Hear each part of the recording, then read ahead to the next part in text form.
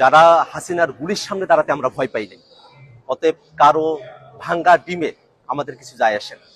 বরং এই ঘটনার মধ্য দিয়ে আবারও প্রমাণিত হয়েছে যে আওয়ামী লীগ একটি সন্ত্রাসী সংগঠন। আওয়ামী লীগ যে জন্মগতভাবে এবং প্রকৃতিগতভাবে সন্ত্রাসী সংগঠন, তারা সন্ত্রাস করবে। তারা বাংলাদেশের মানুষ যারা স্বাধীনতাকামী আছে, বাংলাদেশপন্থী মানুষেরা আছেন, যারা জুলাই অভ্যুত্থানের পক্ষে শক্তি আছেন, তাদের উপরে তারা হামলে করবে। এটাতে আমরা আর অবাক হই না। বরং আমরা মনে করি যে অন্তর্বর্তীকালীন সরকার এই দীর্ঘ সময়ে 1 বছর জুড়ে আওয়ামী লীগকে বিচারের আওতায় নিয়ে আসার যে প্রক্রিয়া সরকারের শুরু করার কথা ছিল, সেটা খুব সামান্য অগ্রসর হয়েছে।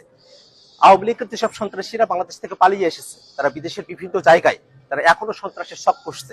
আমরা অন্তর্বর্তীকালীন সরকারের কাছে আহ্বান রাখবো, যারা দেশে এবং দেশের বাইরে আওয়ামী লীগ এবং তাদের দোসররা সন্ত্রাসের শখ করছে, তাদেরকে অতি দ্রুত বাংলাদেশে ফিরিয়ে নিয়ে গিয়ে তাদেরকে বিচারের আওতায় নিয়ে আসা হবে। এবং আমরা একটা কথা বারবার স্পষ্ট করে বলি, আজকে আমরা যখন নিউ ইয়র্কে এয়ারপোর্টে আমরা নেমেছি, আমরা দেখেছি আওয়ামী লীগের সন্ত্রাসীরা তারা যখন হুঙ্কার দিয়ে আসছিল, তারা যখন নানা অশ্রাব্য গালিগালাজ করছিল।